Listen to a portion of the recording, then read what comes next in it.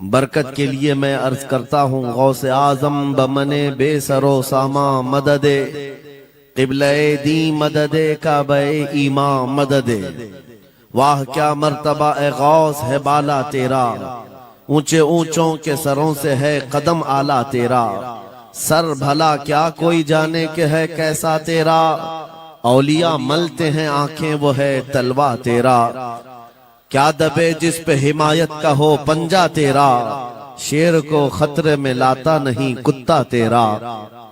عزیزان گرامی وقار، آج کی یہ مجلس پاک سلطان الاولیاء قندیل سمدانی محبوب ربانی سیدنا شیخ عبد القادر جیلانی قدس اللہ سرہ شریف کی بارگاہ میں خراج عقیدت کے لیے منعقد کی گئی ہے، اور آج سے ٹھیک 1 سال پہلے ممبرا کی سرزمین پر میں آپ کے سامنے حاضر رہا، اور جلسہ بھی تھا غوث پاک کا ہی۔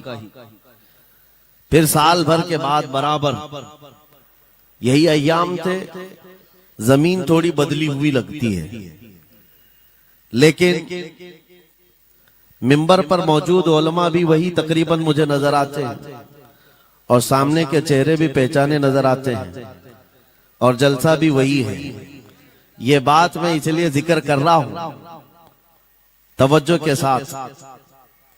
سال بھر گزر گیا ممبرا میں خطاب کر کے آپ کے پاس سے رخصت ہوا، اس بیچ میرا آنا جانا ہو نہ سکا، لیکن اس 1 سال بھر کی مدت میں ممبرا والے میں سے کوئی ایک بات بھی بتا دے، کیا کوئی میرے پچھلے بیان سے آج بیان کرنے کے بیچ کا جو سال گزرا ہے کوئی فساد ہوا ہے، یا کوئی کرفیو لگ گئی ہے، یا کوئی فتنہ ہو گیا ہے، یا لوگوں میں کوئی بھڑکنے والے معاملات ہوئے ہیں، کسی کے پاس کوئی رپورٹ آئی ہے؟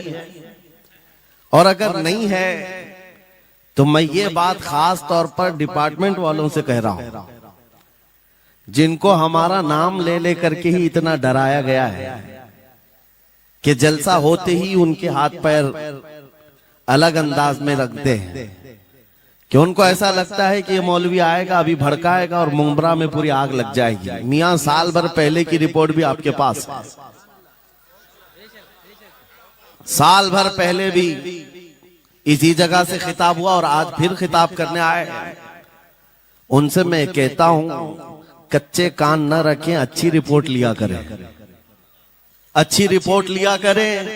ہم غوث اعظم کے دربار کے کتے ہیں، ہم فتنہ و فساد مچانے یا آتنک اور دہشت پھیلانے نہیں آتے۔ ہم کو جو بولنا ہوتا ہے وہ خفیہ سرنگوں میں نہیں کھلے میدان میں بولتے ہیں۔ ہماری کوئی خفیہ میٹنگیں نہیں ہوتی، ڈھکی چھپی پلاننگ نہیں ہوتی۔ غوث پاک کے دربار کے کتے ہیں، کھلے عام بول رہے ہیں، اس لیے کہ اعلیٰ حضرت عظیم البرکت امام اہل سنت مجدد وقت اپنے وقت کے عبقری عالم دین ہے، لیکن ان کا بھی حال یہ تھا کہ وہ ڈنکے کی چوٹ پر بولتے تھے اور لکھتے تھے، اور پھر اپنی نسبت پر یہ فخر بھی کرتے تھے کہ میری قسمت کی قسم کھائیں سگانے بغداد، بغداد کے کتے میری قسمت کی قسم کھائیں گے۔ اعلیٰ حضرت فرماتے ہیں میری قسمت کی قسم کھائیں سگانے بغداد، ارے ہند میں رہ کے بھی دیتا رہوں پہرا تیرا۔ ہم ہندوستان میں ہیں، غوث اعظم کے دربار کا پہرا دے رہے ہیں، لیکن صاحب کسی کو تکلیف ہے تو میں ان کو ایک بات بتا دوں، تھوڑی بہت آواز ہماری اونچی ہوتی ہے، اس لیے کہ جس دربان کے ہم کتے ہیں اس طرف اگر کوئی انگلی اٹھائے گا بھونکے کے نہیں پھاڑ کھانے کی بھی طاقت رکھتے ہیں۔ میرے عزیزوں، کتے کا کام ہی ہے، وہ دربان کے دروازے پر ہوتا ہے اور وہ نگرانی کے لیے ہے۔ ہماری زبانیں نبی کریم صلی اللہ علیہ وسلم کی عزت کے لیے رکھی گئی، ہماری زبانیں، ہماری زندگیاں اللہ کے ولیوں کی حمایت کے لیے رکھی گئی ہیں، اور اگر ان کی حمایت میں نہ بولیں تو پھر کیا دھوتی کرتے والوں کے لیے بولیں گے؟ بات صرف اتنی ہے کہ اسٹیج ادھر بھی لگتے ہیں ادھر بھی لگتے ہیں۔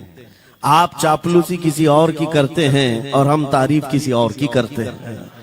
آپ مال کے پیچھے بھاگتے ہیں اور پھر آپ موجودہ حکومت جو بھی موجود ہے اس کے سکوں پر اور ان کے عہدے پر اور ان کے منصب پر دیکھ کر کے آپ بات کرتے ہیں. لیکن الحمدللہ ہم فقیروں کی عادت یہ ہے، ہم برسوں پرانے آبا و اجداد سے غوث اعظم کے ہی دربان، ان کے ہی غلام ہیں.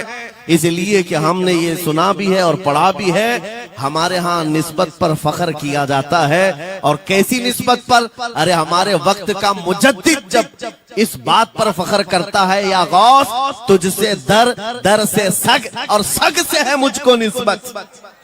یہ بھی نہیں کہا ڈائریکٹ غوث پاک آپ سے ڈائریکٹ مجھے نسبت ہے، یہ نہیں کہا، بلکہ یا غوث آپ سے آپ کے دربار کو نسبت ہے، آپ کے دروازے سے آپ کے کتے کو نسبت ہے، اور آپ کے کتے سے مجھ احمد رضا کو نسبت ہے. تجھ سے در سے سگ اور سگ سے ہے مجھ کو نسبت. میری گردن میں بھی ہے دور کا ڈورا تیرا، اور اس نشانی کے جو سگ ہیں نہیں مارے جاتے. کیا بہترین فارمولہ دیا ہے ڈرنے والوں کے لیے ہی اعلیٰ حضرت نے کہا ہے. جو خوف کھایا کرتے ہیں، خوف نہ رکھ رضا ذرا، تو ہے عبد مصطفیٰ. اعلیٰ حضرت فرماتے اس نشانی کے جو سگ ہیں نہیں مارے جاتے. سگ فارسی لفظ ہے اور کتے کو کہتے ہیں. کون سی نشانی والے سگ نہیں مارے جاتے؟ جس کتے کے گلے میں پٹا ہوتا ہے اس کو نہیں پکڑا جاتا. میونسپلٹی کی گاڑی بھی آتی کتوں والی، وہ انجیکشن مار کے جاتے ہیں یا کتوں کو پکڑ کے لے جاتے ہیں. بہت کتے اگر آوارہ ہو گئے کمپلینٹ کرو، کتوں کو اٹھا لے جائیں گے. لیکن ان اٹھا لے جانے والے کتوں میں اگر ایک بھی بیلٹ والا آیا تو چھوڑ دیں گے. کیوں؟ یہ پٹا بتاتا ہے اس کا کوئی مالک ہے، یہ آوارہ نہیں ہے، کسی کا پالا ہوا ہے. پٹا بتاتا ہے اس کا کوئی مالک ہے. اور اعلیٰ حضرت فرماتے ہیں ہمارے گلے میں قادری پٹا پڑا ہوا ہے، اور اس نشانی کے جو سگ ہیں نہیں مارے جاتے. حشر تک میرے گلے میں رہے قادری پٹا تیرا. غوث پاک کا یہ نسبت کا پٹا پڑا ہوا ہے. یہ الحمدللہ ہمیں بہت ساری چیزوں سے محفوظ رکھتا ہے. ہمیں ظاہر سی بات ہے آج اسی بات پر فخر بھی ہے. لوگ مولانا صاحب کہہ رہے ہیں حق بات کہنا اس زمانے میں نہیں، ہر زمانے میں دشوار رہا ہے، ہر زمانے میں دشوار رہا ہے. لیکن اے نوجوانوں، اگر تمہیں اپنی نسبت پر یقین ہے کہ میرا پیر غوث اعظم جیسا ہے، میری نسبت مصطفیٰ کریم صلی اللہ علیہ وسلم سے ہے، تو پھر خوف کس بات کا، ڈر کس بات کا؟ اسی لیے ہم ڈنکے کی چوٹ پر بولتے ہیں، کیوں دبیں جس پہ حمایت کا ہو پنجہ تیرا، شیر کو خطرے میں لاتا نہیں کتا تیرا.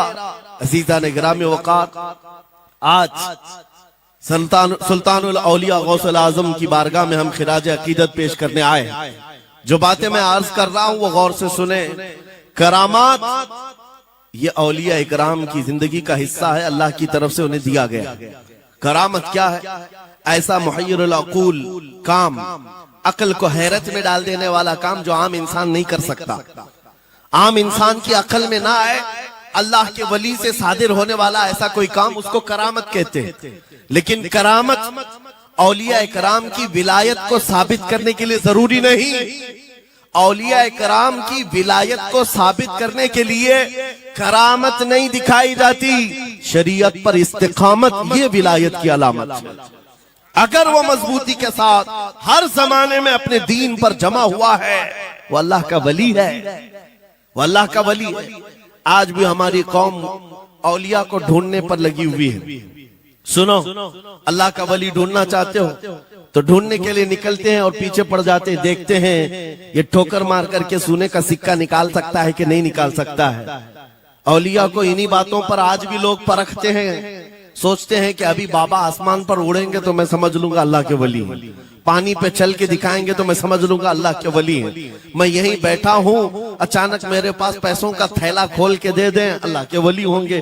یعنی تم ایک جگہ بیٹھے رہو، حلوہ کھلانے والے بابا جس کو تم سمجھو گے اللہ کا ولی ہے. میرے عزیزو، یہ جو چیزیں تم سمجھ بیٹھے ہو اللہ کے ولی کے لیے، یہ ضروری نہیں، بلکہ یہ دیکھو کہ وہ نبی پاک کی شریعت پر کتنا قائم ہے، میرے نبی کے راستے پر کتنی مضبوطی سے جمع ہوا ہے. میں آپ کو پوچھتا ہوں سید الشہداء امام علی مقام امام حسین اعظم سے بڑھ کر اللہ کا ولی کون؟ اللہ کا ولی کون ہے؟ سارے اولیاء کرام کی نسبت وہاں جا کر ختم ہوتی ہے۔ اس حسین اعظم کو دیکھیں کربلا کے میدان میں اپنے بچوں کی قربانی کے سامنے بھی جمے رہے، ڈٹے رہے، کرامت کا اظہار نہیں کیا، شریعت پر استقامت لوگوں کو دکھایا۔ دنیا میں جیسی بھی آفتیں آ جائیں، مصیبتیں آ جائیں، اگر دین مصطفیٰ پر جمع ہوا ہے، استقامت کے ساتھ کھڑا ہوا ہے، وہ اس کی سب سے بڑی ولایت ہے، وہ سب سے بڑا ولی ہے۔ اللہ کا ولی وہ ہے جو شریعت پر جمع ہوا ہے، ڈٹا ہوا ہے، قائم ہے۔ اور کرامات اولیاء کرام کی زندگی کا ایک چھوٹا حصہ ہے، چھوٹا حصہ ہے، اور استقامت یہ بہت بڑا حصہ ہے۔ جمے رہ جانا کسی بات پر، خوف نہ کھانا باطل طاقتوں سے، نہ ڈرنا ان ظالموں سے، یہ اولیاء کرام کی زندگی کا خاص وتیرہ ہے۔ آج ہم سب کو جس چیز کی ضرورت ہے وہ کرامت کی نہیں، استقامت۔ کرامتیں